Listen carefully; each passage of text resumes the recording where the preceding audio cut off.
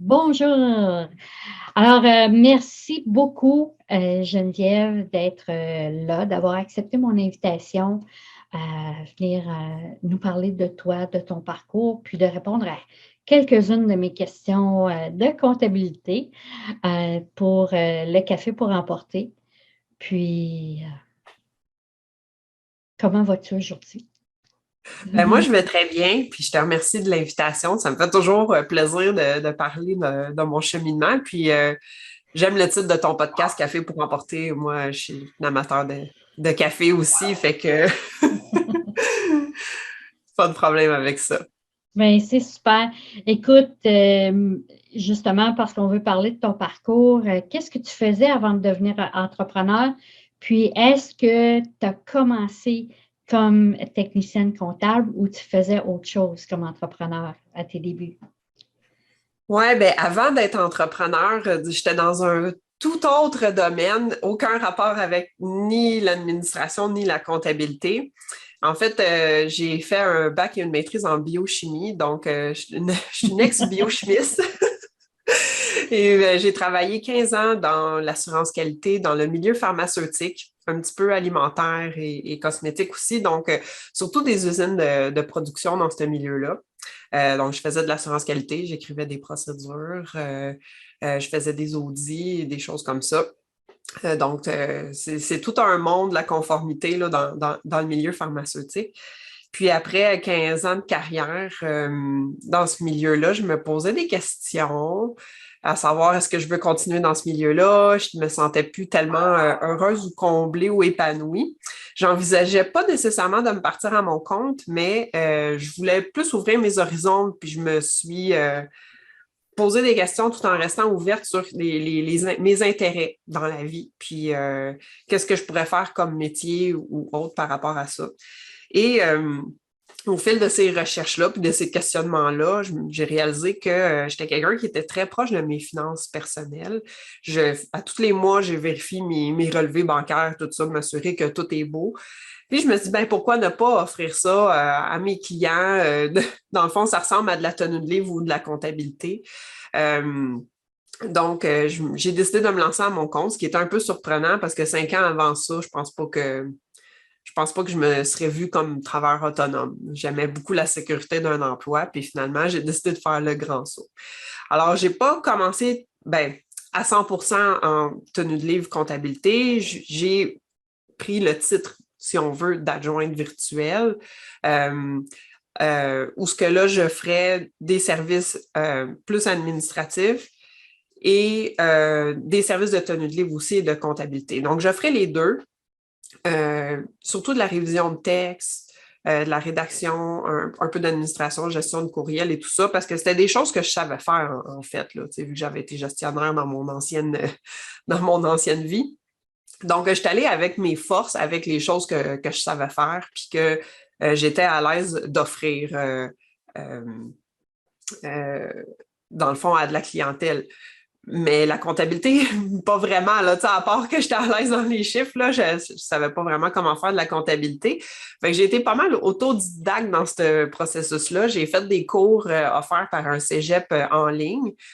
Donc, j'ai appris en lisant des livres de comptabilité, en faisant des exercices, certains examens. C'était pas une formation qui était reconnue, mais, euh, mais c'est parce que c'était pas 100% de mon service non plus. C'était quelque chose que je faisais un peu en complément. Mais avec le temps, je me suis rendu compte qu'il y avait vraiment beaucoup de demandes pour des services de comptabilité, de tenue de livre. C'est pas une tâche que beaucoup d'entrepreneurs adorent ou apprécient.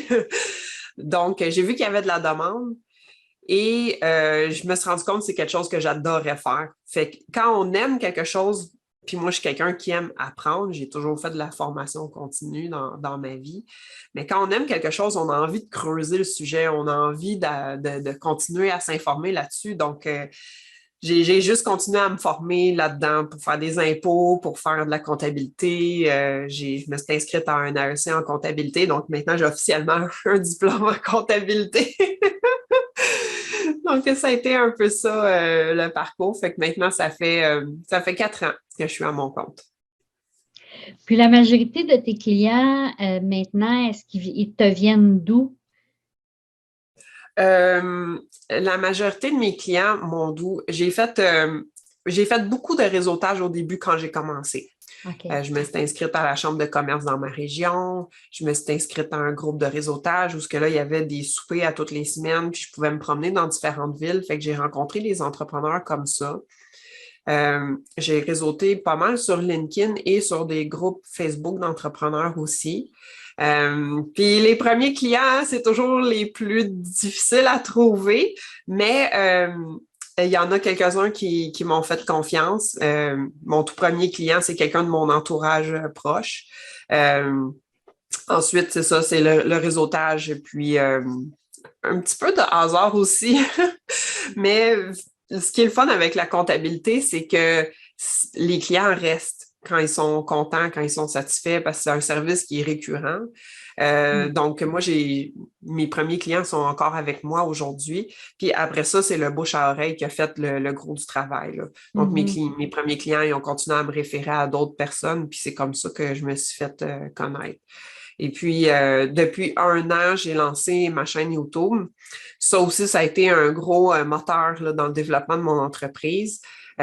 J'ai pas des tonnes et des tonnes et des milliers ou des millions d'abonnés, mais je reçois toutes les semaines des courriels de gens qui ont besoin d'aide, qui ont besoin de mes services. Donc, YouTube m'aide aussi pas mal à développer ma clientèle maintenant, là. Intéressant. Puis, comme tes clients, c'est quoi les services que tu fais le plus pour eux?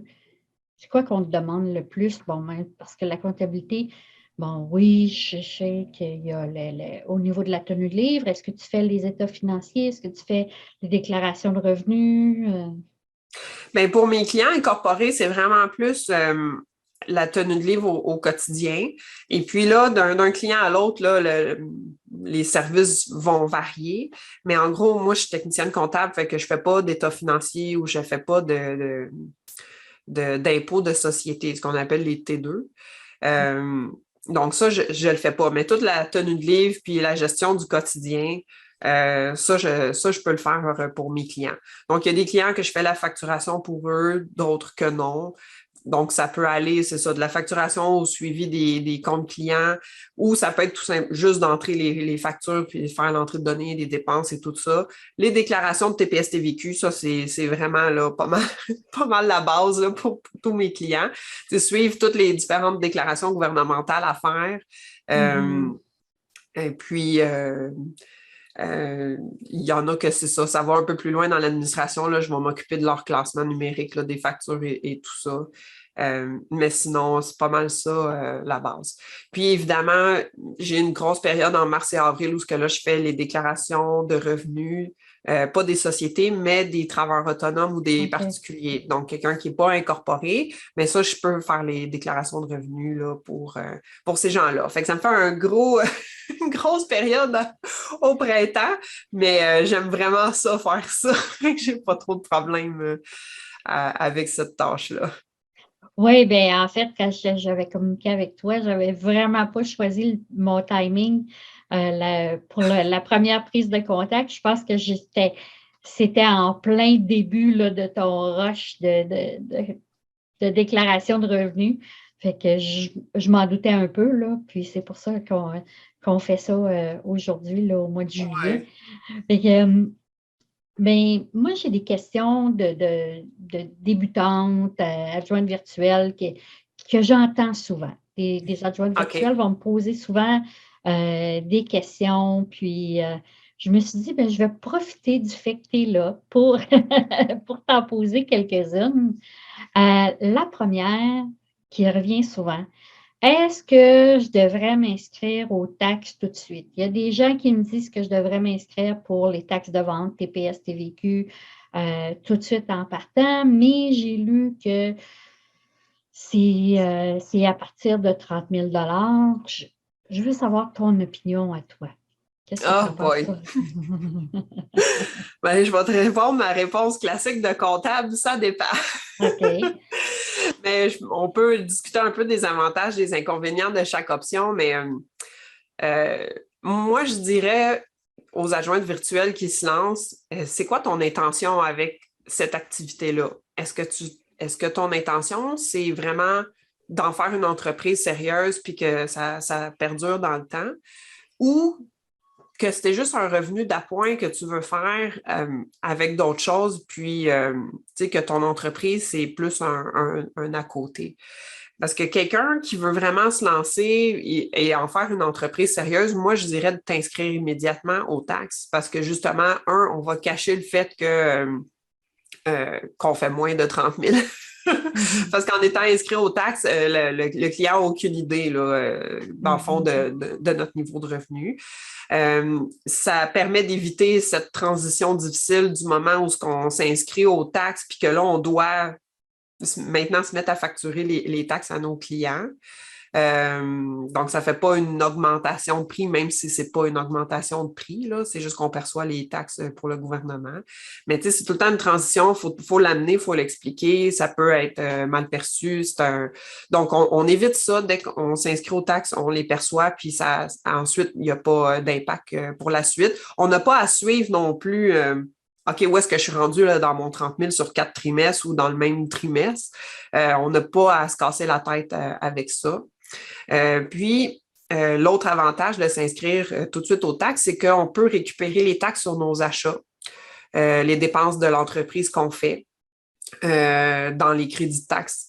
Et puis, quand on se lance dans l'entreprise, on a beaucoup de dépenses au début. Mais là, on va s'équiper avec des outils, avec du matériel et des choses comme ça. Fait que, tu sais, si on ne s'inscrit pas tout de suite aux taxes, puis qu'on s'inscrit juste dans un an, mais on ne peut pas nécessairement revenir aussi loin en arrière là, pour aller récupérer les taxes là, sur nos achats. Fait que je te dirais que ça, c'est les gros avantages.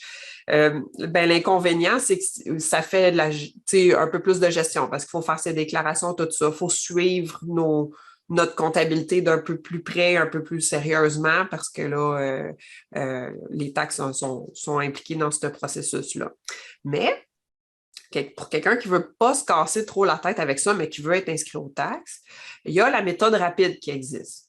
Donc, si on n'a pas beaucoup de dépenses, et puis ça, dans les entreprises de services, c'est plus pertinent parce qu'il n'y a vraiment pas beaucoup de dépenses ou des dépenses taxables, mais ça peut être intéressant de regarder la méthode rapide parce que la méthode rapide, bon, faire la déclaration, c'est peut-être un petit peu plus complexe. Il y a des calculs à faire, il y a des règles à suivre, mais la partie rapide, c'est faire sa comptabilité. Là. On n'a pas à se casser la tête, on met les dépenses, toutes taxes incluses, pourboires inclus, puis c'est vraiment là, un fichier Excel, ça peut être bien simple pour faire sa comptabilité.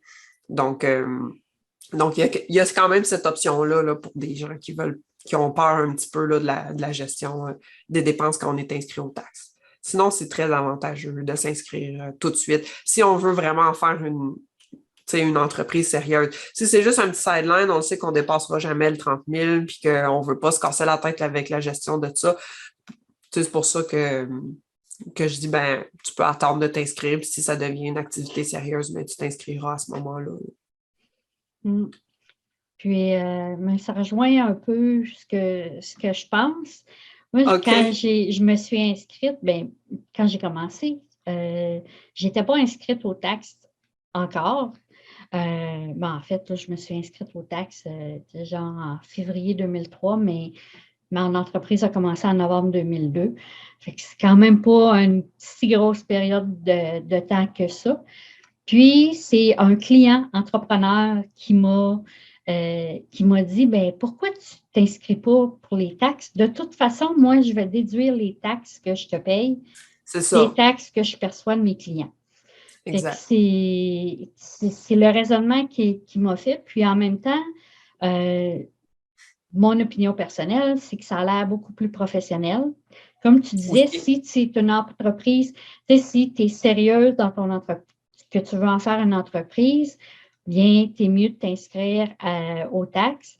Bien, d'un point de vue client, la plupart du temps, les adjointes virtuelles vont travailler avec des clients qui sont travailleurs autonomes ou entrepreneurs qui ont une entreprise. Donc, ils sont habitués de payer des taxes et de les charger. Donc, pourquoi ne pas le faire, puis même si c'est un AB ou un à côté. Moi, je pense que personnellement, je m'inscrirai aux taxes. Ouais. L'autre question, on pourrait aborder plein d'affaires par rapport Ouais. par rapport à ça. Il y a plein de questions comptables, mais là, il y en a une aussi qui revient. Et ça, la raison, je vais donner un peu de contexte, c'est que souvent, quand on parle du tarif des adjointes virtuelles, on trouve ça beaucoup par rapport à un salaire, le taux horaire qu'on a comme salarié, mais il faut penser aux impôts et aux autres charges. Puis, ça m'amène justement à cette question-là. Combien est-ce que d'expérience ou de ce que tu as vu, quel pourcentage on devrait mettre de côté pour les impôts et les autres charges? Mais ça, c'est une très bonne question. Puis je me suis amusée à monter un fichier Excel qui fait ce calcul-là. Fait qu'à tous les ans, je le mets à jour. Puis je l'ai fait pour moi, dans le fond. Ce que j'ai fait, c'est, OK, quel est mon chiffre d'affaires? Quelles sont mes dépenses? C'est sûr que c'est estimé, mais ça donne un ordre de grandeur quand même. Et puis, le fichier Excel va calculer, c'est quoi que je vais payer en RRQ? C'est ça qui fait le plus mal. C'est quoi que je vais payer en impôts? C'est quoi que je vais payer en RQAP, etc. Et puis, j'ai été surpris du pourcentage que ça a donné. Il y en a qui mettent vraiment beaucoup de côté. Moi, dans mon cas, puis je pense que j'ai un chiffre d'affaires qui est assez dans la moyenne. Mais c'est pas le chiffre d'affaires, mais disons le profit net, là, ce qui reste après les dépenses. Ça donnait 25%. C'est pas si élevé que ça. Et je sais qu'il y en a qui mettent jusqu'à 40% de côté, mais ça inclut aussi les taxes. Parce qu'ils calculent ça tout dans le même package deal. Moi, j'ai calculé le chiffre brut là, avant les taxes. Donc, tu rajoutes un 15% là, pour les taxes, ça arrive pas mal à 40%. Donc, moi, je dirais entre 25 et 30%, là, on est quand même bien à l'aise avec ça. Si le revenu net est en bas de 15 000, je ne m'inquiéterais même pas avec ça, là, parce qu'il n'y aura pas vraiment beaucoup d'impôts. Puis, en bas de 15 000, il n'y a pas vraiment d'imposition. Il va y avoir des cotisations sociales à payer, là, mais moi, ce que je dis à mes clients, c'est oui, mets-en de côté, mais empêche-toi pas d'aller faire ton épicerie pour ça. Il y a toujours moyen là, de faire de l'épargne, là, mais sans se nuire non plus, sans s'empêcher de vivre. Là. Mais je pense qu'un 25, le 25% pour les impôts, les charges, puis moi, j'irais jusqu'à 40% ou au moins à 35% pour un 10% pour les congés maladie, les vacances, Ouais. le fonds de retraite, si on veut en mettre dans un REER, Ouais. dans un CELI, à ce moment-là, là, le 35-40, mais le 25%, oui, je suis d'accord pour la partie impôt puis les autres charges. Oui, moi j'en mets plus que ça de côté. Je me provisionne des vacances comme je ferais si j'étais salarié. Fait que quand j'arrive les mois où j'ai des vacances, il y a moins de revenus, mais je vais piger dans ce fonds-là qui est de l'argent de côté qui est mis pour mes vacances. Fait que oui, mon pourcentage est un peu élevé, mais plus strictement pour les impôts, là, je mets 25. J'irais peut-être jusqu'à 30%, là, dépendamment du salaire net, là, du salaire imposable, que ça donne un coup qu'on enlève les dépenses. Mais oui, il faut penser effectivement à ça. Là. Est-ce qu'on se met de l'argent de côté pour la retraite? Est-ce qu'on veut cotiser un REER CELI? C'est ça, est-ce qu'on se met de l'argent de côté pour des vacances ou pour peut-être même faire un investissement là, plus important dans notre entreprise? Là, on peut se mettre un peu d'argent de côté à chaque semaine là, avant de tout mettre sa carte de crédit puis de payer de la dette. Oui. Puis en fait, ce qu'on pourrait faire aussi, c'est qu'en profiter justement pour l'éclairer, les fameuses dettes, là, parce que si on pense que le faible pourcentage qu'on peut faire sur un REER ou un CELI, à comparer à la carte de crédit qui est à du 20%, pour la plupart, là, vaut mieux l'éclairer. Là. En tout cas, d'après mon planificateur financier, c'est la meilleure Ouais. chose à faire des fois que mais ça sera peut-être pour un autre, Un autre podcast. un autre podcast. Tu fais beaucoup là, de la comptabilité pour les travailleurs autonomes. Il y a des travailleurs autonomes aussi qui te posent des questions. C'est quoi la pire erreur que tu vois dans la comptabilité des travailleurs autonomes? Ah, il y en a tellement. Non, il y en a, il y en a tellement. Mais la pire, je dirais que c'est de ne pas se renseigner comme il faut sur comment faire sa tenue de livre. Et puis d'ignorer cette tâche-là. Euh, c'est vraiment central dans la vie d'un entrepreneur. De l'ignorer ou d'y donner moins d'importance, je trouve que c'est vraiment la pire erreur. Et puis, c'est vrai que quand on commence, on sait pas tout. Mais aujourd'hui, même depuis quelques années, il y a une ressource gratuite qui existe que tous les entrepreneurs nouveaux travailleurs autonomes devraient faire, et c'est d'utiliser le service d'accompagnement de Revenu Québec. Donc, Revenu Québec offre un service d'accompagnement qui est complètement gratuit. On appelle au service à clientèle, on demande à prendre un rendez-vous. Tous les nouveaux inscrits au TPS-TVQ vont recevoir la documentation puis une invitation à participer à ce programme-là. Et sur la page de Revenu Québec, ils vont planifier des événements en ligne où ce qui donne le même contenu.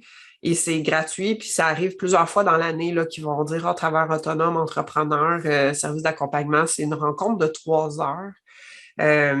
Si vous ne voulez pas la faire en groupe, appelez au service à la clientèle, ils vont vous demander un rendez-vous, vous allez le faire un à un, puis vous allez vraiment tout savoir qu'est-ce qu'il y a besoin de savoir pour dealer avec Revenu Québec, c'est quoi les étapes pour s'inscrire, c'est quoi les déclarations qu'il y a à faire, c'est quoi vos obligations fiscales, les acomptes provisionnels, les taxes, les dépenses déductibles, ils vont vraiment tout démystifier ça. Ça va être vraiment beaucoup de théorie, mais je pense qu'il faut passer par ça pour vraiment comprendre, OK, qu'est-ce qui fait partie de mon administration puis de ma comptabilité, puis de prendre cette tâche-là au sérieux, puis pas attendre dans 6 mois ou dans un an, j'ai ma déclaration d'impôt à faire, il faudrait que je trouve mes factures. Un an plus tard, là, vous allez manquer des déductions parce que vous ne vous rappelez pas de vos factures ou de qu'est-ce que vous avez dépensé pour l'entreprise, là, à moins d'avoir un système d'organisation en place, là. Mais ça m'amène justement là, d'avoir un système d'organisation en place. Je sais que tu as créé une formation, la comptabilité productive, si je ne me trompe pas. C'est en plein ça. C'est en plein ça. Donc, tu donnes une méthode, une façon de s'organiser pour justement, parce que ce soit, pour les... Je sais, il faut que on est au mois de juillet, là, au moment où on enregistre. Fait que là, il faut que je fasse ma déclaration de TPS-TVQ pour le dernier trimestre. Okay? Ouais. Fait que ça, là, c'est comme, il faut que je rentre mes factures, puis tout ça. Il y a sûrement moyen de m'organiser pour ne pas arriver, puis de prendre toute une journée pour faire ça. Oh oui! Ton cours, est-ce qu'il va me donner des trucs, une façon de faire pour éviter justement que je sois submergée 4 fois par année? Oui, tout à fait, tout à fait. Puis, Revenu Québec, son service d'accompagnement, c'est vraiment merveilleux, puis c'est quelque chose à faire, mais ça reste que c'est de la théorie, puis ils vont te dire, il faut que tu tiennes des registres. OK, oui, mais comment je tiens mes registres? Donc, la formation en ligne sur la comptabilité productive, c'est ça qu'on aborde, c'est la pratique suite au cours théorique de Revenu Québec. Et puis, c'est aussi des trucs d'organisation, un système d'organisation pour qu'à toutes les semaines, on prenne l'habitude d'en faire un petit peu, puis que ça ne devienne pas une montagne après 6 mois ou 4 fois par année qu'on fait nos taxes. Mais c'est parce qu'il y a des gens qui sont inscrits aux taxes annuelles. Donc, il n'y a pas de stress pendant l'année là, pour mettre sa comptabilité à jour. mais le truc numéro 1, là, c'est d'en faire à chaque semaine. Puis, ça me prend 1 heure maximum à chaque semaine, c'est fait. Puis, même des fois, c'est moins que ça parce que, bon, je me suis trouvé des trucs justement pour aller plus vite en utilisant des bons outils puis en se mettant les bons outils puis les bonnes habitudes en place. Ça enlève beaucoup de stress, puis il y a plein de choses qu'on peut automatiser aussi là, qui fait que ça va devenir moins moins manuel. Moi, je suis déjà prête à faire mes taxes, là. Pour le dernier trimestre, là, j'aurais pu les faire en fin de semaine parce que tout était déjà comptabilisé, tout était prêt à faire, là. Bien, justement, ce que je vais faire, c'est qu'avec avec l'enregistrement là, sur la page, je vais mettre le lien vers ta formation. C'est vraiment c'est abordable, puis aussi, vous allez récupérer en temps et en casse-tête, moins de cassage de tête là, avec cette formation-là. C'est certain que ça s'adresse aux entrepreneurs du Québec. Oui. OK. Mais cette formation-là, oui, elle va sauver du temps. Puis c'est vraiment spécifique pour les travailleurs autonomes parce qu'il y a plein de petites choses qu'on peut déduire, mais pas à 100%. Il y a le bureau à domicile, il y a l'utilisation de la voiture, puis je vais aller vraiment plus dans le détail dans ces particularités-là qui sont pour le travailleur autonome, donc ceux qui sont enregistrés pour incorporer. Puis je vais vraiment expliquer là, comment gérer ce genre de particularités-là. Puis oui, éventuellement, quand ça devient plus lourd ou qu'on veut faire autre chose dans notre entreprise, je pense que c'est super important de savoir qu'est-ce qui se passe dans notre comptabilité, comment ça fonctionne, c'est quoi les obligations qu'on a à suivre. Puis éventuellement, le jour où on va être prêt à déléguer notre comptabilité, ça va être un vrai charme pour la personne qui va recevoir votre dossier après avoir fait cette formation-là. Ça va être un vrai charme pour le comptable au bout qui va faire vos impôts aussi. Mais j'en parle aussi de la délégation de la comptabilité parce qu'il y a toujours une part de responsabilité qui va rester à l'entrepreneur au niveau de son organisation, ramasser ses papiers et tout ça. Si on n'est pas structuré et si on n'est pas organisé dans ce volet-là, même si on délègue la comptabilité qui est plus la partie de traitement puis d'entrée de données, si on est perdu, si on n'a pas toutes nos factures, on aura, même si on paye quelqu'un, la personne n'est pas dans notre portefeuille, n'est pas dans notre tête, elle ne sait pas c'est quoi les dépenses qu'on fait pour notre entreprise. Fait que c'est important d'être conscient de c'est quoi les dépenses qu'on peut déduire, puis de s'assurer qu'on a les systèmes là, pour capturer toutes ces factures-là, puis se garder notre documentation, là, parce que ça, c'est bien important. On ne peut pas mettre de dépenses si on n'a pas de facture pour justifier, là, pour appuyer cette dépense-là. Fait que c'est ça. Fait que la formation est utile pour comprendre toute la comptabilité, mais aussi pour être un excellent client, puis que ça nous coûte moins cher déléguer notre comptabilité aussi dans le temps, parce qu'on va être organisé. Bien, super.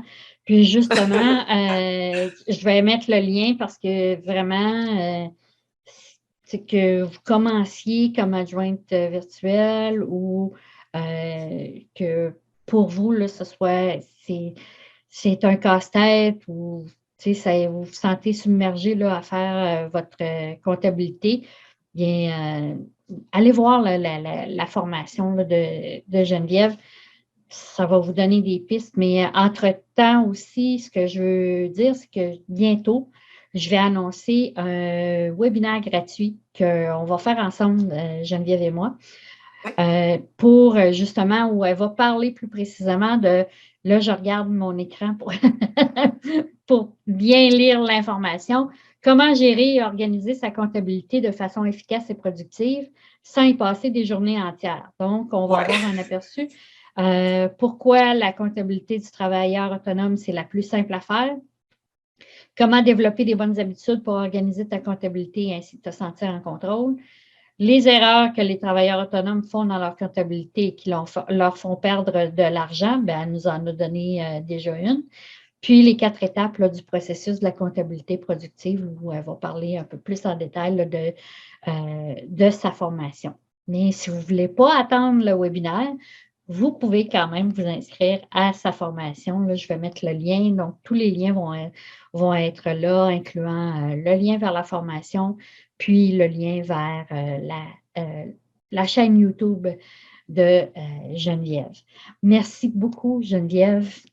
Vraiment, c'était très instructif. Il y a des choses que tu as dites que j'ai noté. OK, parfait. Et puis, merci encore. Ben, ça me fait vraiment plaisir. Merci à toi pour l'invitation, Danielle.